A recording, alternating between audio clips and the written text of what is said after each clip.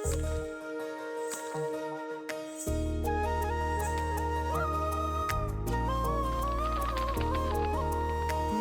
नूर सा कोई मेरे नैनों में जागे, दूर दूर सा कोई पास जाऊं तो लागे।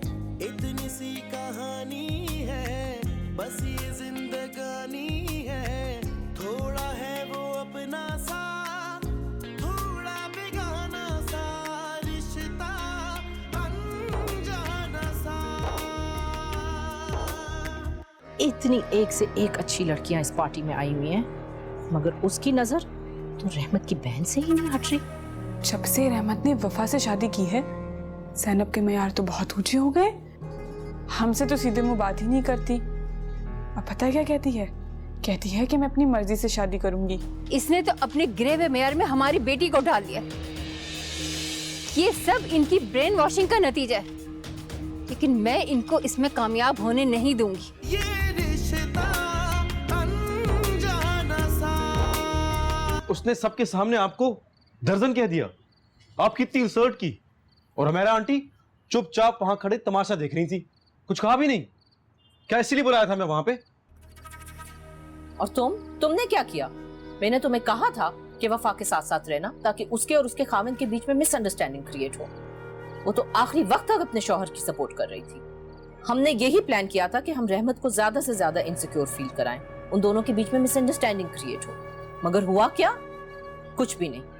बजाय इसके कि उनकी लड़ाई होती, हम अपनी बेइज्जती करा के वापस आ गए हैं। मामा, ऐसा भी तो हो सकता है कि हम जो सोच रहे हैं वैसा हो ही ना, बल्कि हम जो नहीं सोच रहे वैसा हो रहा हो। क्या मतलब? यह भी तो हो सकता है कि घर जाते साथ ही वफा और रहमत में शदीद झड़प हुई हो, दोनों अपना अपना गुस्सा एक दूसरे पर निकालने की कोशिश करें और हमें अपने मकसद में कामयाबी मिल जाए।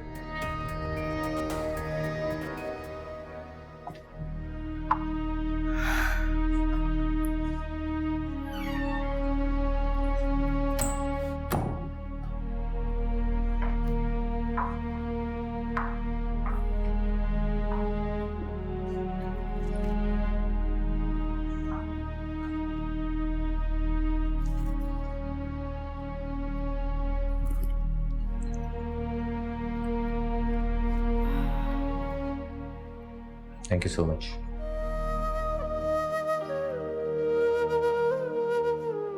थैंक यू किस बात का? आपने जो मेरा साथ दिया है। मैंने आपका साथ देके कोई आप पे एहसान नहीं किया, और वैसे भी मैंने कौन सी इतनी खास आपकी फेवर में बात की है? अच्छा, फजूल में मुझे गलतफहमी हो रही थी। सोच रहा था कि आप जो कुछ कर रही हैं मेरी मोहब्बत के लिए कर रही हैं। अच्छा किया आपने मेरी गलतफहमी दूर कर दी। एक तो ना आपको शक करने की बहुत आदत है। बात मुकम्मल सुनते नहीं है, उससे पहले डिसीजन ले लेते हैं। मैंने सिर्फ हक का साथ दिया था, और मेरी जगह कोई भी होता तो वो यही करता। और मैं अब भी अपनी बात से एग्री करती हूँ कि मम्मा ने जो कहा बिल्कुल गलत कहा। उनको बिल्कुल ऐसा नहीं कहना चाहिए था, ना आपको और ना ही किसी को। जो नहीं अभी मेरा, काश हो कभी मेरा।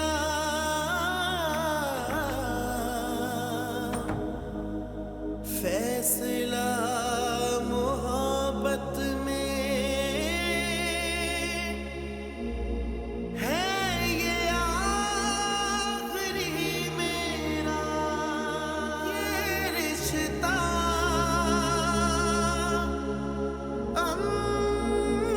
अनजाना सा।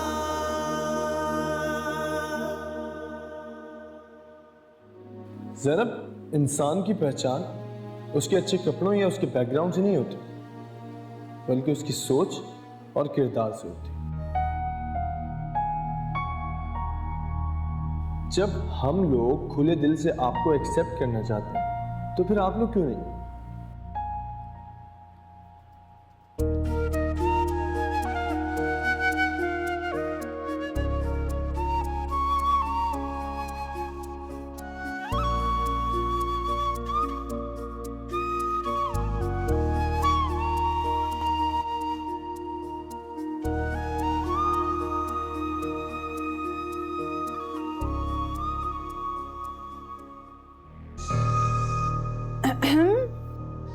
क्या करी थी? कुछ नहीं, पढ़ रही हूँ। उल्टी किताब पढ़ने से इल्म में इजाफा हो जाता है? वैसे क्या पता हो जाता हो, अब हम तो ठहरे अनपढ़ जाहिल। वैसे तुम्हारा कल का दिन कैसा रहा? मेरा मतलब है तुम्हारी भाभी के घर दावत कैसी रही? ठीक था बस। पता है, मैंने सुना है ऐसी दावतों में मर्द और औरत इकट्ठे बैठते हैं। और मैंने तो यहाँ तक सुना है कि ऐसी पार्टियों में ना लड़का लड़की की दोस्ती भी हो जाती है। कहीं तुमसे तो किसी ने दोस्ती का हाथ नहीं बढ़ा दिया? ऐसी कोई बात नहीं है, वो लोग भी हमारी तरह इंसान है। और ये मत भूलो कि मैं अपने भाई के साथ गई थी। रहमत भाई मुझे किसी ऐसी जगह नहीं लेके जाएंगे जहाँ का माहौल खराब हो। तुम तो बुरा मान गई। मैंने तो यूं ही एक बात कही थी। अच्छा सुनो, जब तुम अगली दफा वहां जाओ ना तो प्लीज मुझे बताना। मुझे बहुत शौक है ऐसे फंक्शंस पे जाने का। फिर पता तो लगे इस जगहों पे होता क्या है।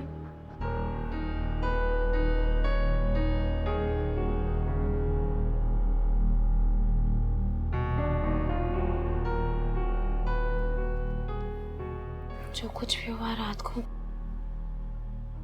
उसके बाद मुझे तो नहीं लगता कि हम दोबारा वहां जा सकते हैं।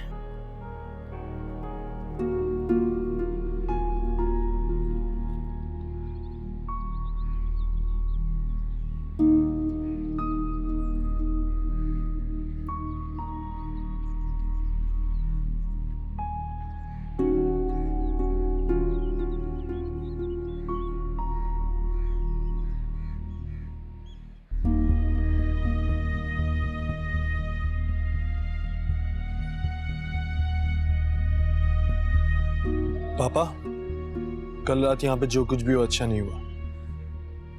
हाँ बेटा, शायद तुम ठीक ही कहते हो।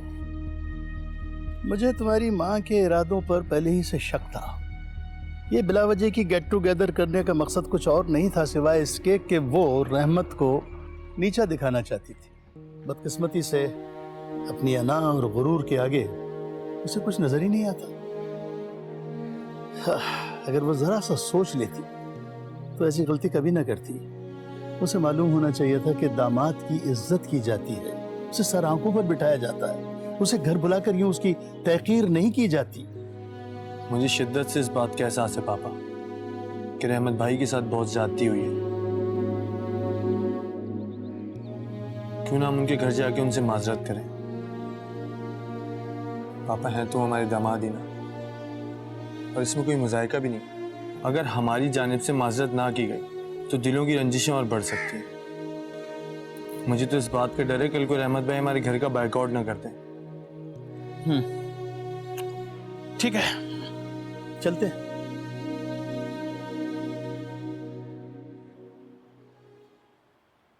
क्या बात है? जब से तुम ससुराल से आए हो मुंह में चुप का ताला लगाया हुआ है।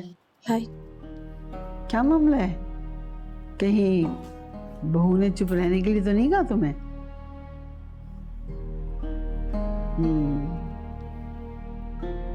जरूर ऐसी बात है।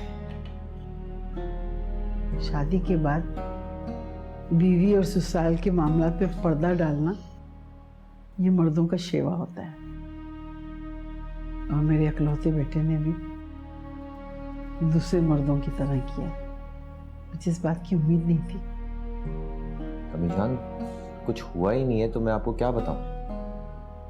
वही जो मैं सुनना चाहती हूँ।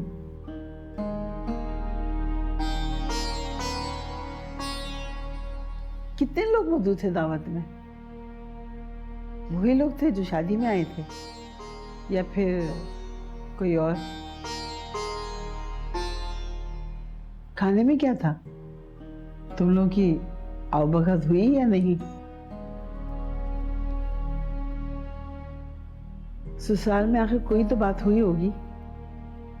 अम्मी वो मैंने बता तो दी थी आपको सारी तफसील कि सब कुछ वाकई बहुत अच्छा था और उन्होंने हमारी बहुत बहुत खातिर तवाज़ा भी की, बहुत अच्छे से वेलकम किया। हाँ मेहमान बहुत कम थे, बस हमने खाना खाया और हम आ गए। और आंटी भी बहुत अच्छी थी, सब बहुत अच्छे से मिले हमसे। रहने दो, मुझे तो तुम्हारी बात पे रत्ती भर यकीन नहीं है। हर वक्त भाभी के साथ चिपकी रहती है, उसी की जबान को। क्या हो गया अम्मी जान आपको? आपसे इजाजत लेकर पूछकर हम दोनों वहां गए थे, फिर किस बात पे गिला शिकवा?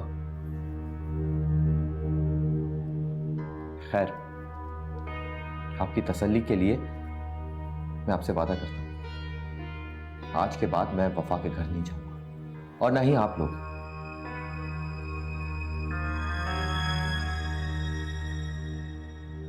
अगर वफा जाना चाहती है वो चली जाए, मैं नहीं चाहूंगा। अरे मैंने तो बस। क्या फायदा अम्मी जान जब आपको इत्मीनान ही नहीं। इस दुनिया में मेरे लिए सबसे बढ़कर चीज आपकी खुशी और आपका इत्मीनान, और कुछ नहीं। अरे सुनो तो मेरी बात। ना भी जज्बात हो ना, क्या किसी बात पे बुरा मान गया, मैं ही बुरी हूं, मेरे से गलती होगी, तौबा है जो अब इससे कोई सवाल करो। मैं तो ये भूल ही गई थी कि बहू लाने के बाद बेटे पे कोई अख्तियार नहीं रहता। अम्मी क्यों टेंशन ले रही हैं आप? हर चीज को सर पे सवार कर लेती हैं। छोड़ें उसे, चाय पिए प्लीज। कल से इस घर में खामोशी छाई हुई है। समझ में नहीं आ रहा है कि इस घर में क्या चल रहा है, मुझे कोई क्यों नहीं बताता। दादू मैं आइंदा अपने पेरेंट्स के घर नहीं जाऊंगी। खैरियत तो है? किसी ने कुछ कह दिया क्या? नहीं दादू, किसी ने कुछ नहीं कहा, लेकिन बस मुझे लगता है कि इस घर में तनाव की वजह यही है कि मैं रहमत को अपने घर लेके गई थी। क्या कह रही हो बेटा, अब तो तुम्हारा घर यही है। मेरा मतलब है अपने पेरेंट्स के घर। जरूर कोई रहमत से ही गलती हुई है। नहीं दादू, उन्होंने कोई गलती नहीं की। तो फिर क्या हुआ? दादू बस कुछ नहीं, मामा को पसंद नहीं आया कि वहाँ पर रहमत से सब पूछ रहे थे कि तुम क्या करते हो। उन्होंने सबके सामने अनाउंसमेंट की कि वो बेकरी चलाता है, एक आम सी। वो एम्बैरेस कर रही थी मुझे और रहमत को वहाँ पर। तो बस मैंने अब यही डिसाइड किया कि मैं अब आइंदा रहमत को वहाँ लेकर नहीं जाऊंगी।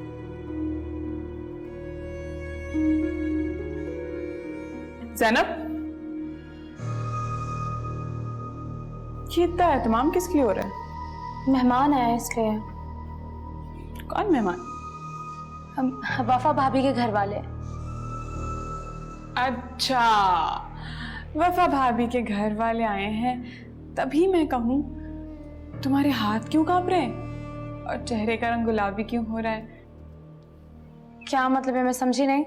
दरअसल वफा बेटी ने फोन पर कहा था कि सामान लाओ बाबा, तो मैंने सोचा कि बेटी का सामान भी ले जाते हैं और आप लोगों से मुलाकात भी कर लें। अरे भाई, तुम्हारा अपना घर है, जब जी चाहे आओ, हमारे लिए तो खुशी की बात है। क्यों?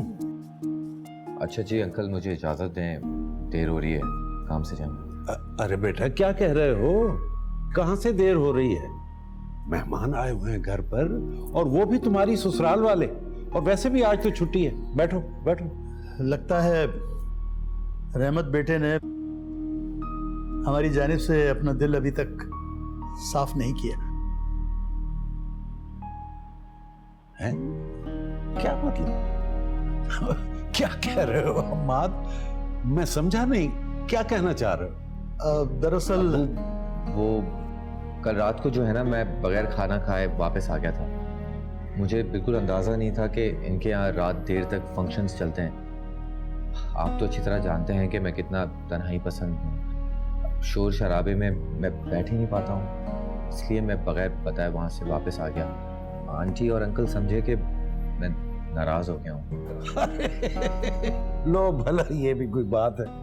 देखो बेटा, तुम्हारी इतनी सी बात पर तुम्हारे ससुर खुद तुम्हें मनाने के लिए चले आए। देख लो सलमा, कितना अच्छा ससुराल मिला है हमारे बेटे को। और क्यों ना मिले, हमारा बेटा भी तो हीरे जैसा है, हीरा। बस भाई साहब को ही कदर है अपने दामाद की। भाभी साहिबा ने तो जहमत भी गवारा नहीं की आने की। नहीं आंटी, ऐसी कोई बात नहीं। दरअसल आंटी, मामा की तबीयत ठीक नहीं थी और उन्हीं के कहने पे तो हम यहाँ आए।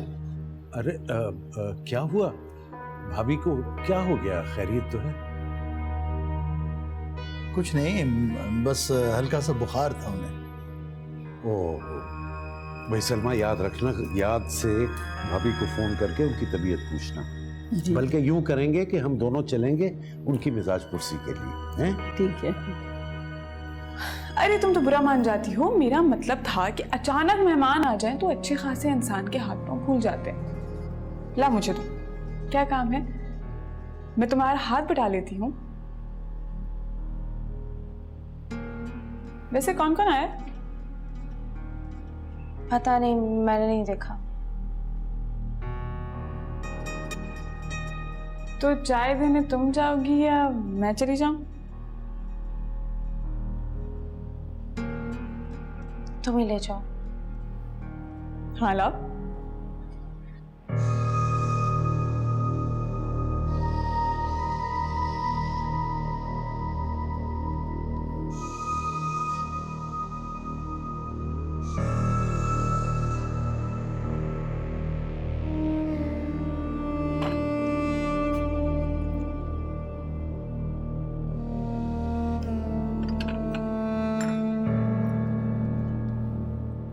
Thank you very much. वफा बेटा, हम आपका सामान लेकर आए हैं, अपने कमरे में रखवा दीजिए। थैंक यू पापा। कैसा सामान? वो मैंने घर से कुछ सामान मंगवाया था जो मैं शादी से पहले इस्तेमाल करती थी। कितनी चीनी लेंगे आप? 1 चम्मच।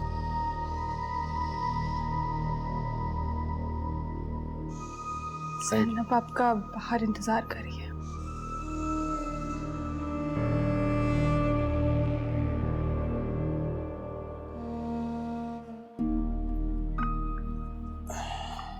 वो वफा, मुझे वॉशरूम जाना है। ओके, यू नो उधर।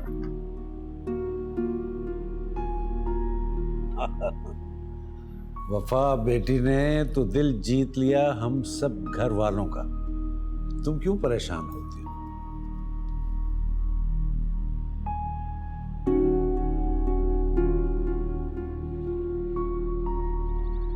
अच्छा हुआ जो मैं अंदर नहीं गई। क्या जरूरत है मुझे उससे मिलने की, उसका सामना करने की। कल रात को जो कुछ हुआ उससे मुझे दोनों के बीच के फर्क का अच्छी तरह अंदाजा हो गया। मुझे इस बारे में मजीद नहीं सोचना चाहिए बस। आप यहाँ? आप देखें, आप मुझे याद करेंगे और ना आगे। इससे कैसे पता चला कि मैं इसके बारे में सोच रही थी? एक्चुअली वो हम यहाँ पे माजरत करने के लिए आए। कल रात को वहाँ जो कुछ भी हुआ हम उस पर शर्मिंदा हैं। आई होप आप भी उसे भूल जाएं और हमारी तरफ दोबारा आए, पुरानी बातों को भुला कर। आप प्लीज यहाँ से चले जाएं।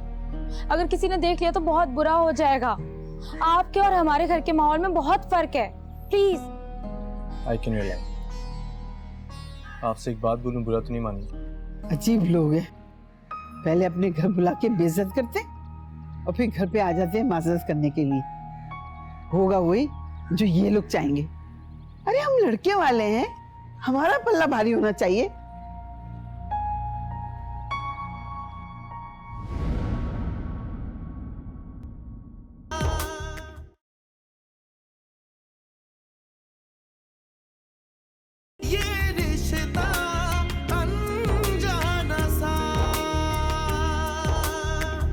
किताबें? अरे इसको छोड़, दूसरा डब्बा खोल, शायद कोई कीमती चीज निकल आए। उनके रहन सहन और हमारे रहन सहन में जमीन आसमान का फर्क है, और ये फर्क बच्चों की शादियों के बाद भी रहेगा। न वो बदलेंगे और न हम बदलेंगे। मैं आपको बताना चाहती हूँ कि आपकी बीवी कितनी इंटेलेक्चुअल है। And by the way, for your kind information, ये बुक्स इतनी आम नहीं है कि इनको बस एक बार पढ़ लिया जाए और खत्म। क्या कह रहा था वो लड़का कल तुम्हें? कौन लड़का? इतनी अनजान मत बनो ज़ैनब, तुम्हारी भाभी का भाई।